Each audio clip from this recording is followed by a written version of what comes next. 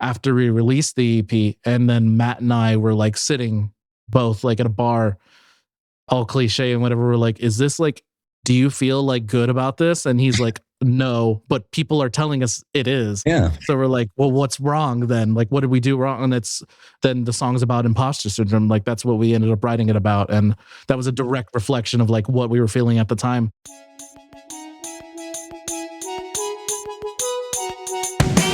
Today on Loves Music, I speak with Julian Martinez. He is the driving force behind the band Midnight Spies out of Houston. Their sound spans many different genres. They sound like The Police, maybe Bleachers. They have an interesting song called Play It Like New York that could pass as a Prince B-side. They're all over the place. Julian Martinez is a wildly talented guitar player, producer, and he's here today for an honest and vulnerable conversation on Loves Music. Up next, Julian Martinez. So Julian, when I'm listening to this album, right, you sound like three bands, like Midnight Spies sounds like three bands that shouldn't belong together, but somehow sound perfect together. Yeah, I know.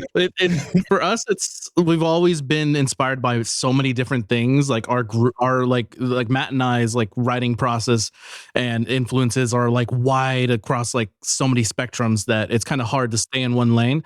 I know I have my favorite things, and I would say I'm the primary writer in the band. My primary like influences, at least in the more modern sense, are like 1975. Yeah, like, that's part of my theory. Yeah, they're jumping around like crazy in genre and like stuff like that. So I kind of feel the same way, that I'd rather not do the same thing twice, for lack of a better word, or even try to do the same thing that they're doing. It's just, I know that their influences is like 80s bands like Blue Nile and stuff like that. Those are my favorite too. So I'm heavily inspired by that. That certainly makes sense, because you guys sound inspired by them, but you don't sound like them, you know? We try not to. So if you listen to your EP, right, I'm getting like the Cure meets Bleachers vibes, right? You guys are kind of like the happy medium in between like Bleachers, and I love Bleachers, by the way, too. I heard Get Better. Yeah. It's one of the best songs I ever heard. That new album that they released was like, I love that record. Oh my God. I love like so many songs off of it. I don't think Jack Antonoff can write a bad song. You know, that's what maybe I think he can but I don't know. Really? Maybe it's more I have my favorites and my least favorites. Really? I think his songwriting is so good. I don't love every Bleacher song, but I like his songwriting style. I mean, I might be a little hyperbolic, but I mean, most stuff I hear from him is really good. Like this Taylor stuff is good. Yeah. Yeah, no, I like that stuff. For me, it's a production. I'm a very like instrumental heavy guy. That's what I do in Spies. It's like I'm trying to build that like soundscape and all the production stuff that kind of like tickles my fancy, like whatnot, and trying to find like different sounds or different, like even in my case, like with Spies, I not only do I like write majority of it, and Matt's kind of like my yes man, but I produce most of it, and I'm currently learning how to mix all of it and master all of it. So I'm doing the whole debacle right now. Well, that actually makes sense because you can pivot well too, right? So if you listen to In This House, you feel that like kind of like Brit pop synthy influence, and then you move over to like I hear the 1975 in the what's the song? Not where the or like Play It Like New York, maybe like Play It Like New York sounds like a funky tune, right? It sounds like 70s, 80s, like almost like that's Police inspired. Yeah, that's Police. Yeah, that's all Police. Yeah, one of my favorites still. Yeah, all right, that makes sense when you say it now. Okay, so you can pivot well. If we were to expect a full-length project from you, what would it sound like, you think? Here's a little bit of a backstory of where we are right now. We are currently we're currently mixing and mastering the album right now. We've kind of been MIA for a little bit because we had a show in January that was like our final Houston show, and we then like moved to Austin. I say final Houston. It's not our final show in Houston. It was just our farewell show before we moved over to Austin, and that's where we currently are now. We've kind of been MIA for a little bit because like I've been settling in. I've been setting up my studio down here. I've been like just getting used to living over here, but over the past 5 years leading up to this point, I had been working and writing on an album, and we spent the whole last year back in Houston, like tracking it and mixing it and like working on it myself with me, Matt, my producer and mixing engineer who's teaching me everything, Doug, and then also going to the studio, you know, trying to get like some takes that maybe we couldn't do with drums or piano, like real instruments that we can't just, you know, mic up here like with what I have. But I've been working on that record for about 5 years, and we're finally getting to the point where it's almost done. We have the whole track list, we have everything, and the EP existed after the album songs were written. So if anything, the album's gonna be kind of like, well, the EP is an extension of the record, I I like would that. say. Yeah, it's but the songs that came from the EP, some songs came in between. Some songs on the album are older than like anything we've released. Like It Is Happening Again, that first song on Yeah, that EP, love that song. was one of the first songs I wrote. Wow. Like one of the first things, like, I mean, I've been fumbling with the idea of working on music right before the pandemic. And then I wrote that and I was like, oh shoot, maybe we can do this. Maybe we can actually make, or at least try to just do it for fun right now. And then sure enough, pandemic comes by and like scraps everything that we were going to, be a band or As whatever, it but does, yeah. as it does. Yeah. But I spent those 3 years from 2020 to about 2023, 2024 writing and, polishing it. Spent like few more years after that, like getting everything together that we needed to do. And then we had that single in between, the Alice's All Okay. was our first experiment of Yeah. doing it on our own Yeah. completely. Because we didn't have the money to go to a studio at the time. Plus I was interested in, doing it myself. So the EP and that's track specifically, the Alice's All, because it's on Apple Music. I just listened to it.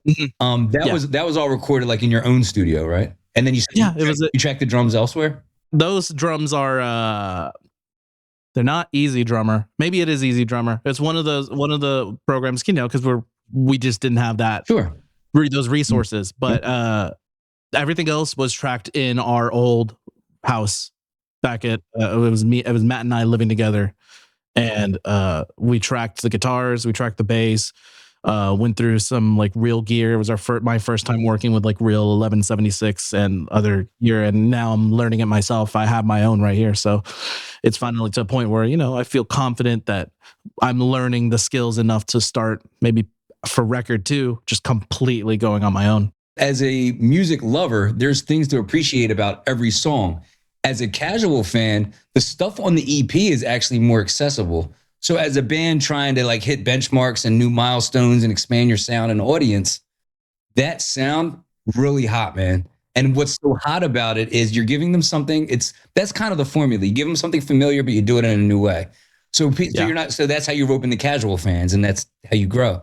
So it does Yeah. have like that, like 80s pop. Like you mentioned, the Police. I hear that. 1975. I hear that. But you're still doing something very new there, even though it's from 2024 and they're older songs that, by your own admission. There's still something very neat and exciting about it. Maybe it's the texturing like you were talking about, but there's something that catches my ear and I'm like, no one's quite doing it like this yet. I think for me, it's always a matter of trying to push, even when we were, the influences may be a little bit obvious, but my desire to push past something that's not been 100% done yet. Sure. I know that's a little bit, that's very hard to do, right? We've been in what music history for like, I mean, we like well, it is even if you started like Elvis and the Beatles, I mean, you're talking about Yeah. years, Yeah, it has not been that long since like those years, but at the same time, it feels like we've kind of hit a point where in 2025 or 2026 that we are dipping back into other genres now to kind of make our like sound. I would say music happens in about 25 or 30-year cycles. That's Stuff that was a good way to happening put in it. about 60s or 70s. If you notice the turn of the century, everybody was doing like kind of 60s music. Bruno Mars, Adele, Amy Winehouse, the biggest records, they were doing kind of this doo-wop thing. And then like the synthy stuff that they were doing in the 80s, they started doing around the turn of the century. So you had like Future Sex Love Sounds, stuff they were doing like kind of like Britney's second act. She was doing more like synthy dancey club stuff, Right.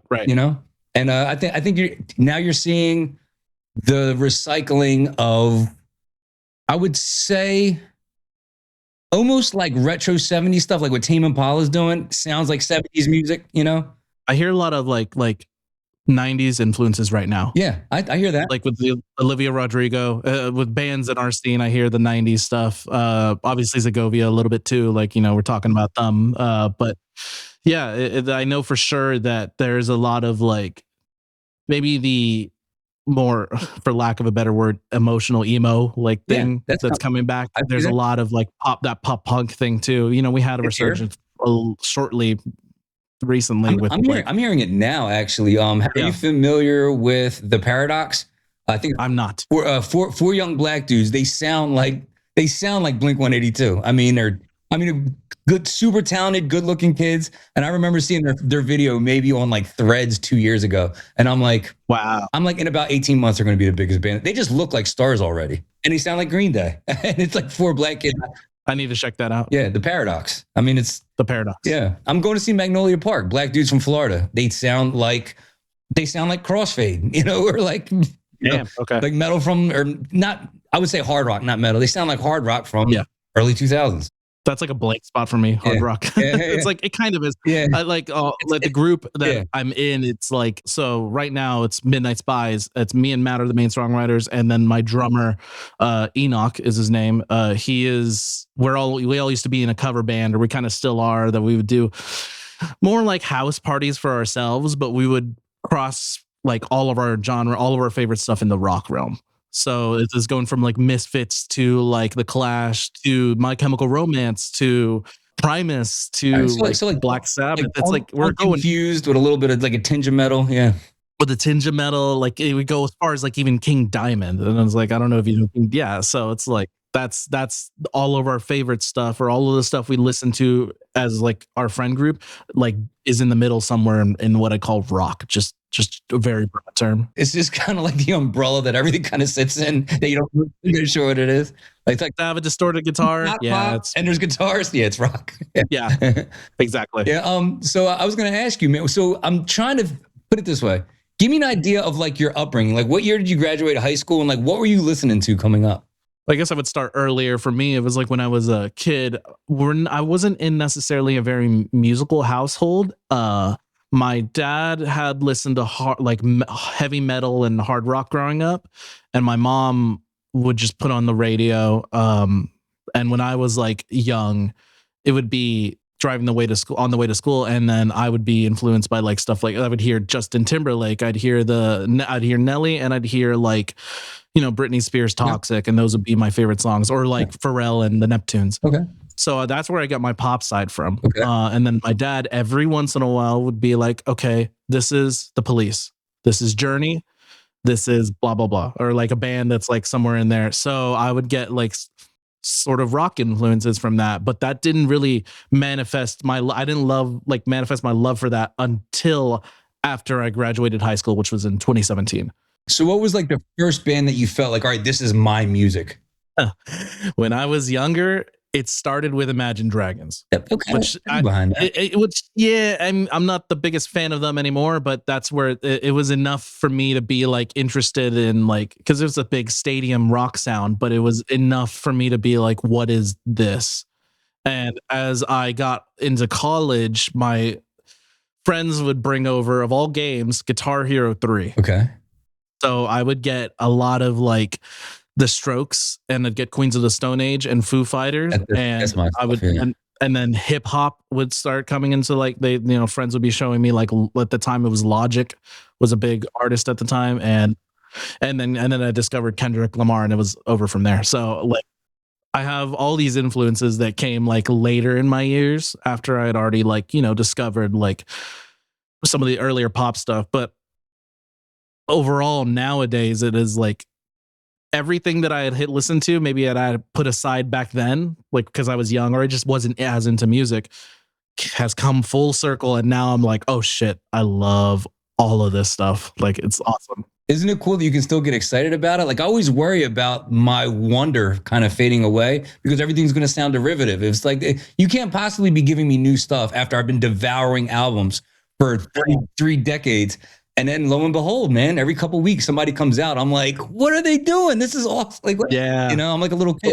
Well, even to this day, I'm still impressed by like stuff. Like I hear the beginning of like My Love by Justin Timberlake, and every single time my jaw's on the floor.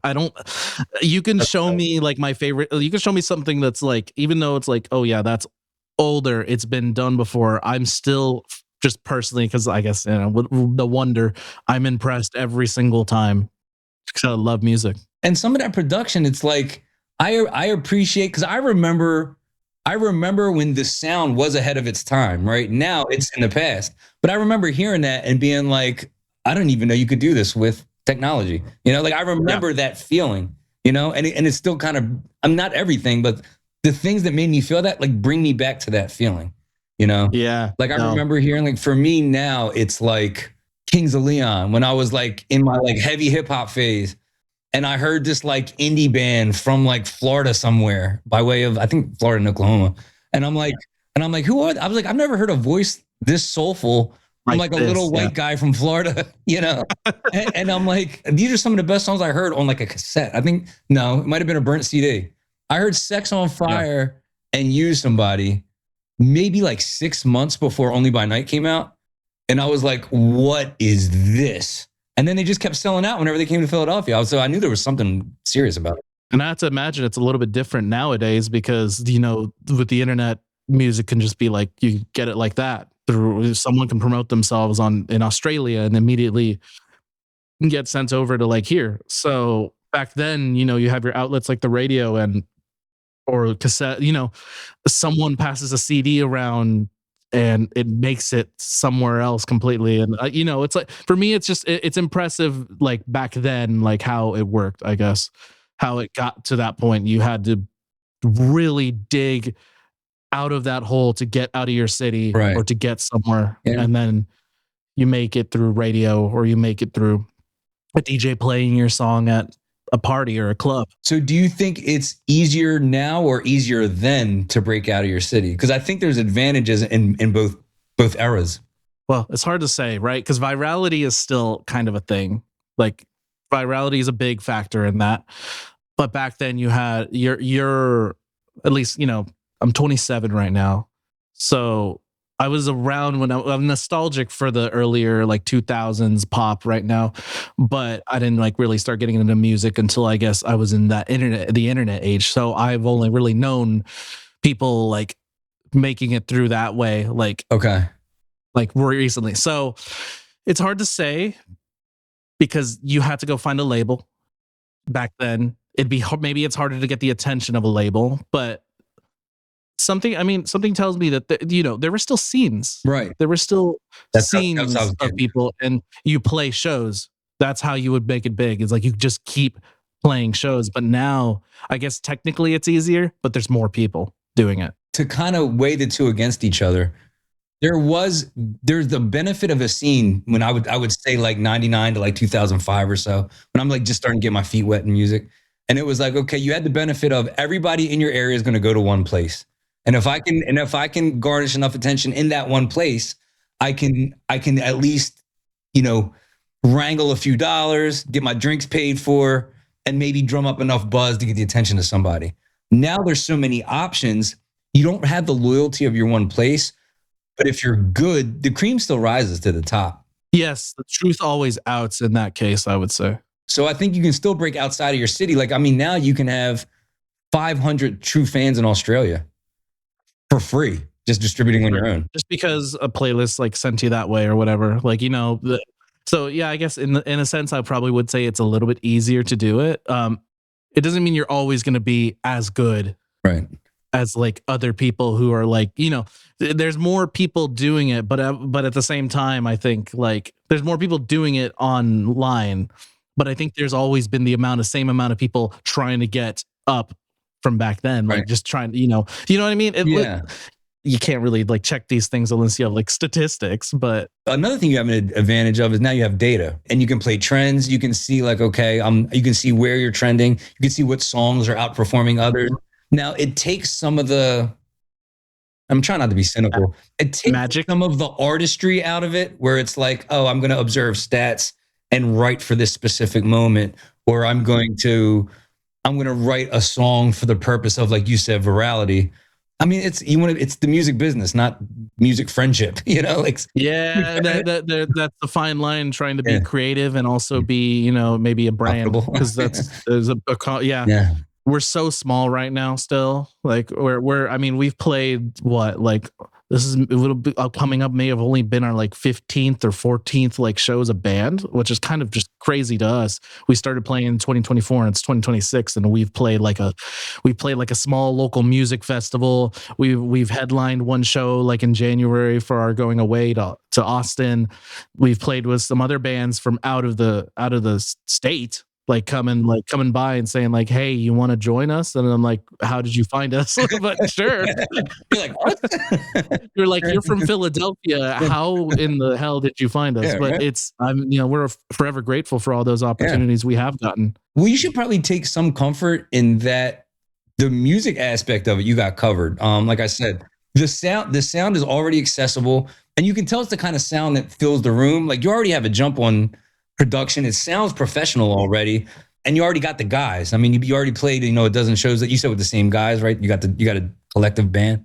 Yeah, we have our band, and then we have the kind of group, our like pop group that the people we play with here in Houston, the Kiddos, New Shop, Andyland, the bands that are Mars Alva, ton of local bands that I like can list off and be like, yeah, those are our guys. The music works. Like I use the term like industry standard. It's like we all want to be creative, but there's still like an industry standard. Like the equalizing and the balance and the mix and everything. Like there's still a standard. I'm all about being creative, but so you guys are already there. Now it's just We're trying. yeah. Oh, I'm desperately trying because that's then that gets on my like OCD side of like getting this thing correct. It has to sound as good as like I believe like something like a professional record could sound. And at a certain point, I believe at my level, I can only reach up to a certain Yeah. point. But if I can push that ceiling a little bit higher Yeah. every single time, then I can eventually get to the point where I did believe that, you're your own worst critic. But I think that helps in my case of like trying to get a better take, a better performance, a better mix master, whatever it is. Well, I'm an avid believer of you got to learn the rules before you break them. Like learn to have a perfect mix. And if you want it to sound like it happened in a garage, then you can do it. But like, Yeah. still got to know how to make like a perfect mix and, and if you want to do the thing like Smashing Pumpkins and bury the vocals like deep in the mix or do something innovative and weird, then do it. But like, you got to learn how to do it right first. That's where we're at right now. We've learned the skills. Now we're trying to figure out how to optimize them and then maybe break them. That's what the album's that's coming out hopefully in September right now is where my deadline is. But we'll release a single before that eventually. We're still working on it as of April. So tell me more about your creative process. You said you're kind of the primary writer of the band. Tell me where you're getting your inspiration for your songs. Is it real life experiences? Are you kind of plucking narratives from other people's lives? Like, what kind of drives you when you're writing? So I think for the first record that we've been doing, like a lot of it came from literally just being like college aged and kind of like learning a lot of lessons, getting my heart broken and then breaking other people's hearts in ways that I maybe didn't expect to happen. Or like, just like gaining new experiences. I try to relate it right now to me as much as possible and maybe get slightly influenced by like other people's stories or friends around me or things like that. So I would say, yeah, most of the record is, and most of like the EP is like autobiographical. Like the LC's all was directly influenced by after we released the EP. And then Matt and I were like sitting both like at a bar, all cliche and whatever. We're like, is this like, do you feel like good about this? And he's like, no, but people are telling us it is. Yeah. So we're like, well, what's wrong then? Like, what did we do wrong? And it's then the song's about imposter syndrome. Like that's what we ended up writing it about. And that was a direct reflection of like what we were feeling at the time. I'm an adult now. I'm 27. Like I've gone through college. I've gone through like so many things since I started writing in the album, and I'm finally gotten to a point where we've tidied that like part of my life up in a little bow, and that is the record. So a lot of love, a lot of not necessarily like romantic love, but like self love, and a lot of drinking, maybe more like self reflection, friends, people. Reflecting off of other people. So there's a lot of influences that I've gained throughout my personal life for the lyric side of it.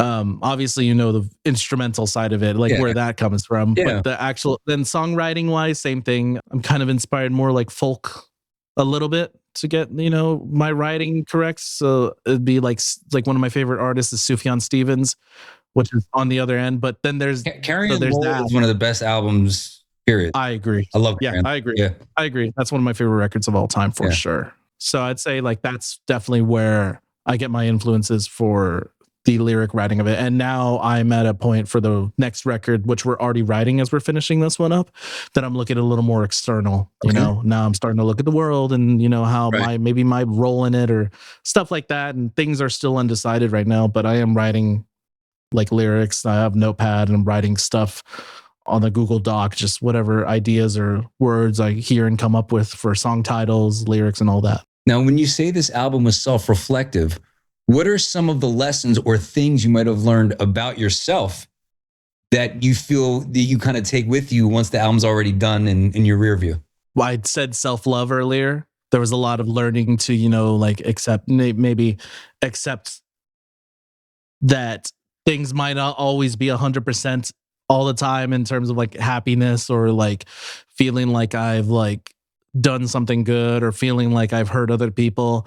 There was an age that I had maybe a while ago that was very like I was drinking a lot, you know, because I was learning like to be a college age kid, whatever. I'm going to start drinking. And it wasn't necessarily that I was like overdoing it for like myself. I was like overdoing it to like for other people. And it was like, I'm just trying to prove something that wasn't there. So there's a lot of that on the record. There's a lot of, so I would say excess is a big thing.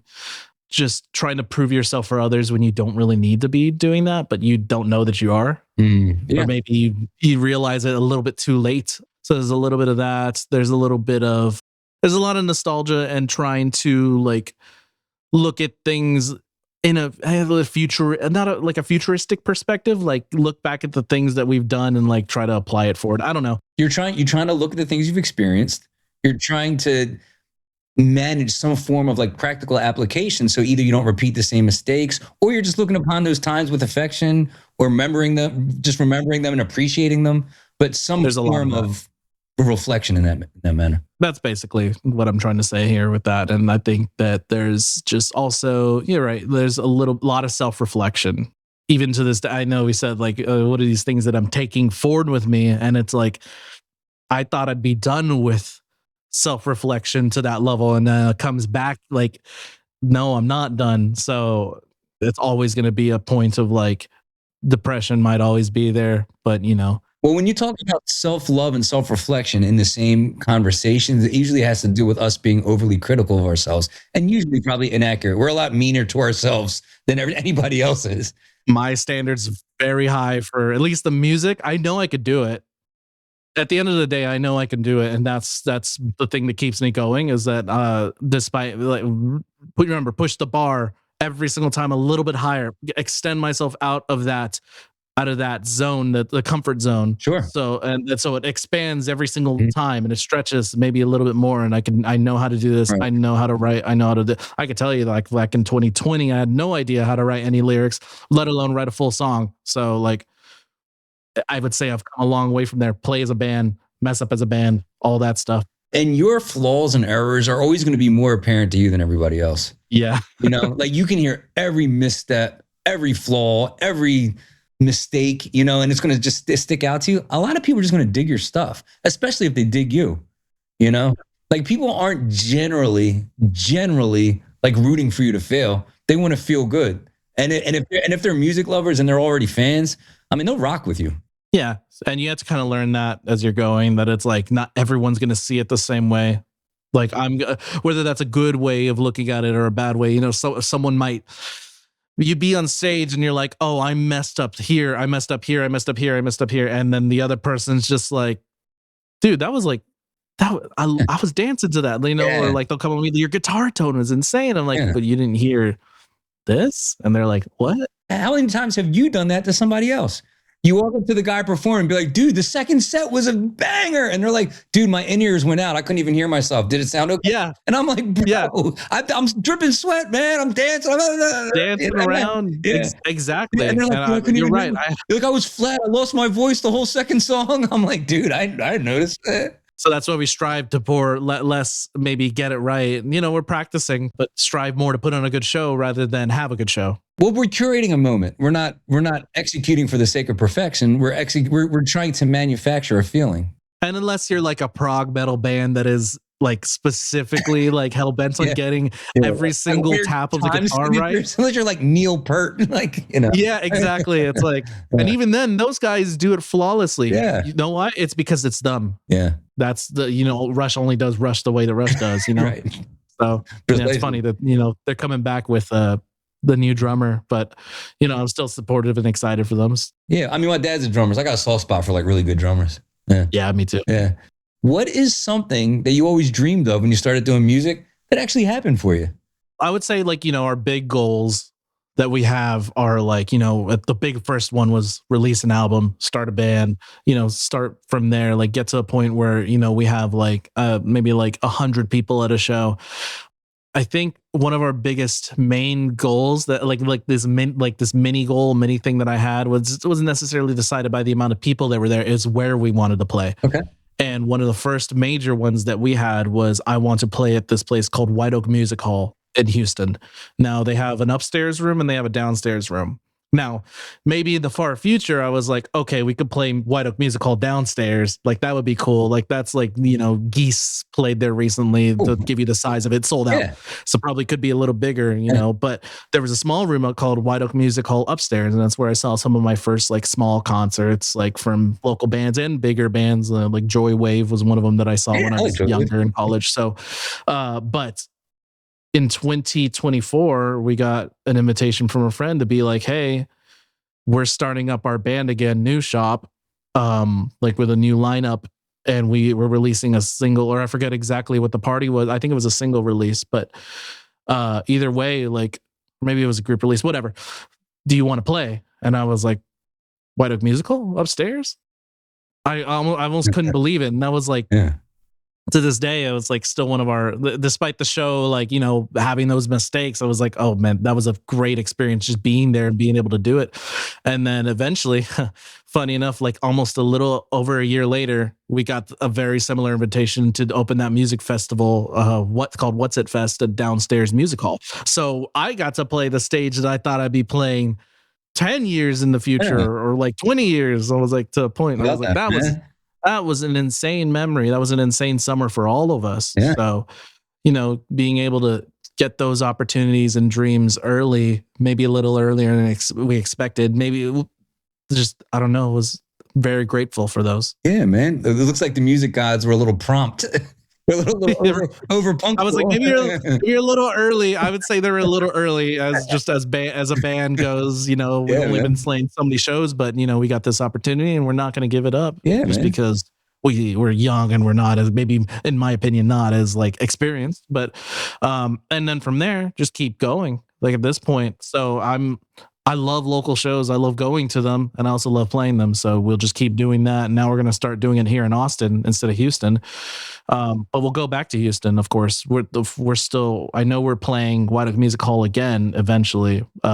So in the far future, hopefully. So I'm just, you know, it's a matter of when.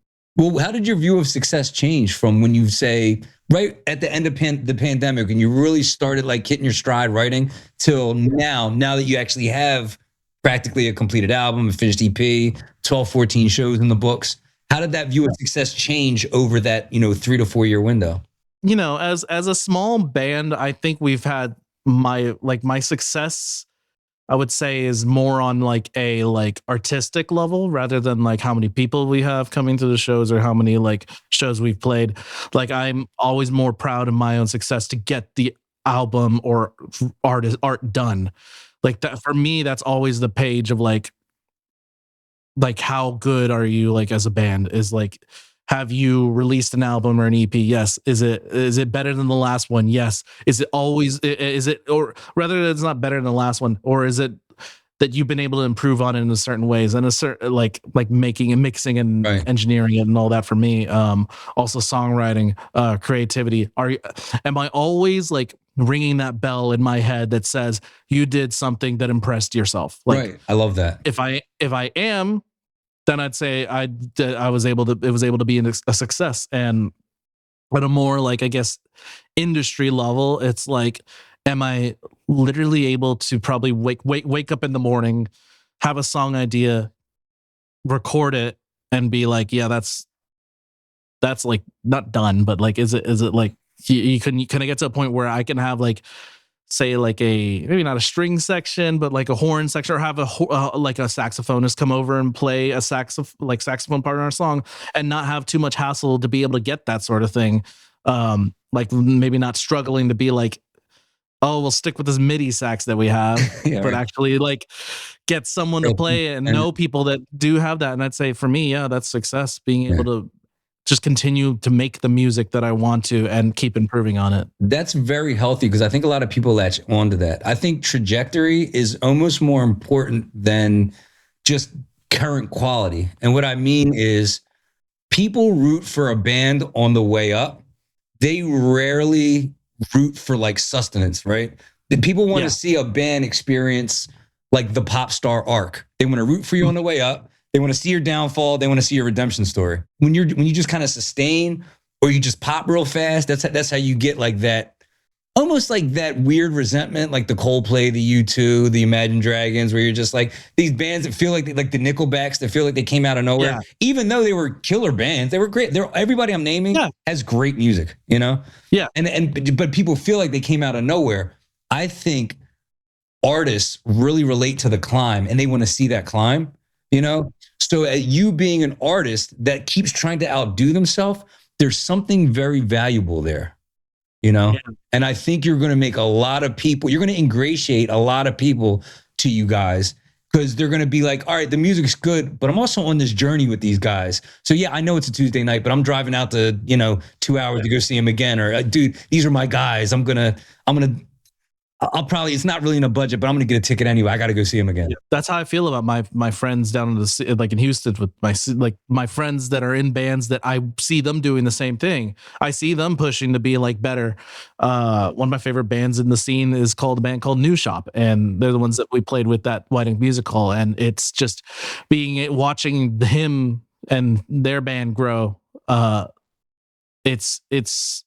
It's cool to be in a scene where not only you feel like you're challenging yourself, but like other people are like pushing against you and being like, well, what are you doing too? Like, and it's like you get everyone's like bouncing off each other and trying to be a better band because of it. And, with the group that we have right now, it feels like, yeah, we're getting to a point that is, we're really getting to a point where we're happy with what we're doing, and we're happy that it's turning out the way it is. So at least we're at a baseline like satisfaction level. I'm not as insecure about how this album or this single did, because I know that I'll come back to it and re-listen and be like, oh, we did that. Oh shit. That's the best feeling, isn't it? That's kind of cool too, that you guys have a scene there. I mean, I'm so jealous of that now. Like, I mean, there was a day when like you would go out to like places in Philly and there'd be like 6, 7 people playing, and like 4 of them are my friends. And like, you always hear these stories about like Seattle or like hip hop in like New York in the 90s. Like, yeah, I think of CBGBs in the 80s. I wish that was, yeah. Mm-hmm. It's funny. Our scene isn't like, our music is not what's hot in Houston right now. I don't think I don't even say it's remotely close to what's hot in Houston right now. What's hot in Houston, and I think Seth might have said it in the Segovia episode, it was like, it's indie right now. It's hardcore, and it's like maybe a little bit of hip hop too. I would say in indie and hardcore, like they have their solid groups there in Houston. Like I know like Junkyard Cat in the indie scene, and then like Bipolar Joyride and Elevator Days, and their Midnight Beverage, bands like those popping off over there. And like, or at least, they're slowly gaining traction. For instance, I'm going to see this band called Junkyard Cat next Friday, hopefully. And they're a local Houston band. I'm going to go support them because I'm here in Austin. Like, be able to, they could say they've been on tour, and, I could go like support them as a fan from Houston. Like, That's probably, I think we're going back to the point of like what our next like success and goals are. Yeah, it's being able to play outside of the outside of our state or outside of our city right now. As somebody who appreciates all different kinds of music, you've alluded to bands in like 7 different genres since we started the conversation. Do you feel like perfect songs exist, or is it all subjective? Ooh, I've had this conversation before with someone else, and it's like the song in conversation was I think it was "A Chain" by Fleetwood Mac or something like that. Like I'd consider that like a perfect song, or "Mr. Brightside" or something like that. So like in reality, you know, a song being completely perfect implies that it doesn't have flaws or something like that, which well, you got to define perfect, right? Exactly. And I mean, sure, you could define perfect as that, but if like for me, it's like a song that could do exactly what you were like looking for it to do in the moment. Maybe it doesn't even have to be like necessarily a good song to everyone. To me, a perfect song would be like, I don't know, like I think of like the 1975s, like If You're Too Shy, Let Me Know, or like It's Not Living, It's Not With You, like songs that are just like they're perfect for me in the moment. Yeah. It really everything's subjective and it's hard to define perfect for anyone. Well, speaking of 1975, the 1975 song I actually think is perfect is Somebody Else and or Sex. I think Sex and Somebody Else actually, are like Somebody Else for me. Okay, you know what? It's Somebody Else. It's the production. I broke that down like with Matt a few years ago, and I was like, here, like he hadn't this was a few years ago, it was a while ago, but he hadn't listened to it ever, and I was like, look and listen to every single little detail and thing that's going on here musically. And it was like every single few seconds, there's something new to like there's a new instrument or there's a new production thing, and it blows your mind every single time. It's so catchy and it's so like dense. And I've listened to it 100,000 times and I still find something new every single time. Funny story about 1975. I had just bought a car. I had a satellite radio and I was listening to the XM36, which is like the alternative radio station, nonstop. There's barely any commercials. I was like, I finally found my That's station. nice. Lucky. Yeah, right. And then I heard Female Robbery by The Neighborhood. And I'm like, that's my favorite band, actually. And I'm like, my mind's blown. I'm like, what just happened? Come to find out, they're playing Union Transfer, a little small venue, for $15. Bought 2 tickets. Ow. Neighborhood plays. Another band comes out. These little skinny British guys. 1975 is opening for them. So for $15, I saw a young 1975 open for The Neighborhood from 20 feet from the stage, just leaning against the wall with nobody in the way. Like 2/3 full, small venue. You know, that's awesome. And I knew that night. I was like, both these bands are going to be huge. I think when 1975 came back to Philly, they were playing Tower Theater for like $80 a ticket. Like it happened like that. Like Chocolate had just came out. I saw them and blew up, and then they were huge. Yeah, that was it. It was like out for them. That's it. They got bigger than The Neighborhood, faster than The Neighborhood. Faster than The Neighborhood got bigger than them. Yeah, funny enough, I was in The Neighborhood before I was in the 75 back in high school. So yeah, that was like high school. I was like, that was one of the bands that I was like, oh, checking that out. And it was like that first record, and then Wiped Out. I want to say it was the second one. I was listening to some songs off of that. No, it's impressive. Like seriously, you know, and that's why I love going to local shows. What are the chances that, you know, I see a band that's going to be like blown up like that? And I've seen a ton of them. You know, eventually you have to find one. Like eventually, if you go to that many shows, you know, because even though it's maybe not the primary form of like getting like people to like listen and support your music compared to the internet, there's always a chance. You know, there's always a chance. And not only that, like the band be actually really good at what they do too. It's rare, but you know, keep it an eye out. Well, that's how you transcend casual fandom, right? Like you go out because you just want to party, maybe meet some girls, have a drink. And then next thing you know, like you hear something and it connects and you're like, this isn't the same music as I'm accustomed to, you know? No. And then you're like, I'm going to get that feeling again. And then you go to like 3 or 4 mediocre shows and you're like, and just when you're about to be like, I kind of grew out of this stuff. You walk into a venue and you're just like, there it goes again. Yeah. No, there've luckily been so many times that I've because we not only do we have like What's It Fest in the summer, we also have Springstock, which is I don't know if you know the beer brewery St. Arnold's, one of the local oldest craft beer, local craft breweries in Houston. They're a huge brand over here, and they have a music festival it's expanded to like 3 days now. Really? That's all local acts. That's cool. All like pretty much all local acts that are coming in and playing, and they play all weekend for free. And it's like, that's like a perfect place to go and see like so many artists that I've never like seen before, or like, and just get a taste of like what we do over here. At least if not in like Houston, they'll bring people from just over all around Texas. So it's like, that's awesome to see. That is cool, man. Good community too. Plus, I'm sure it's a good networking event. You see, eventually you see the guys or band members like out in the crowd, kind of bump shoulders with them and stuff. Exactly. Yeah. No, I've seen every single time I go now, it's like, oh hey, like to so many people, like, oh shit, like you, like know all the bands and know all the names. I'm an avid like collector of things, so like same thing with me, like with albums, like vinyl. So sure, even in my head, it's just like, files upon files of like local bands, all of their names, all their stuff, like, so I don't know, just seeing all of that and getting a network of people and things, and it's it's just part of my DNA. What's something that you're proud of that has nothing to do with music? Ooh, okay. I would say completely off the, like, not that at all with music. This is more of just like me as a person, like time management. I guess it kind of does have something to do with music, because you have to be certain places at certain times. What are like learning how to just. You're proud. You're proud of your time management. I don't know. I'm just thinking like maybe I'm not that interesting outside of music, but for me, it's like I grew up in Boy Scouts. Okay, that was one of the other things I used to do. I know. I'm going somewhere completely different. No, and I did not see the conversation going this direction. I was gonna like, I'm an Eagle Scout, and my dad like had taught me, leadership skills. There's definitely some of that is like seeped into my like personal life, and well, not even like that. That is like maybe an adult, like I guess an efficient, very like prepared adult or whatever. I kind of had like some stepping stones already built in me that I didn't expect to have. But I'm sure there's like an administrative aspect of being a good musician, especially if you want to lead a band and be successful, where all that comes in handy. We all can't just like party and show up with a guitar. Somebody has to actually do the grown-up stuff. And that's on my end. That's all where I'm doing all the booking and all that stuff. So I guess that's something I'm proud of, but somehow still made it about music.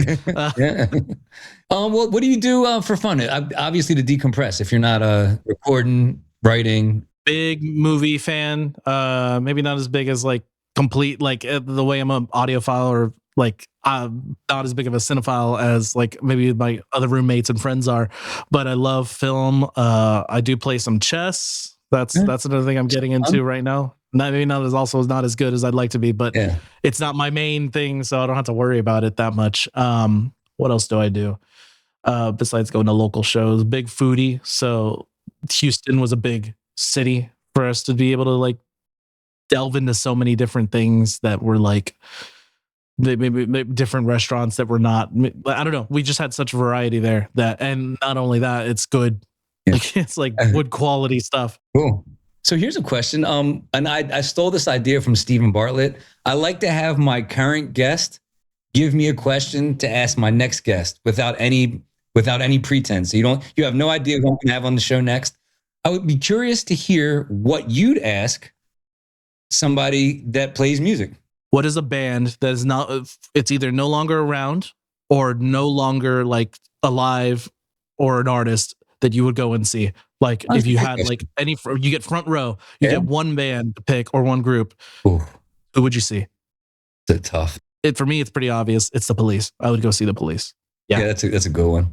I think Matt's might be like Daft Punk or something. Like I would probably do, because I've seen everybody.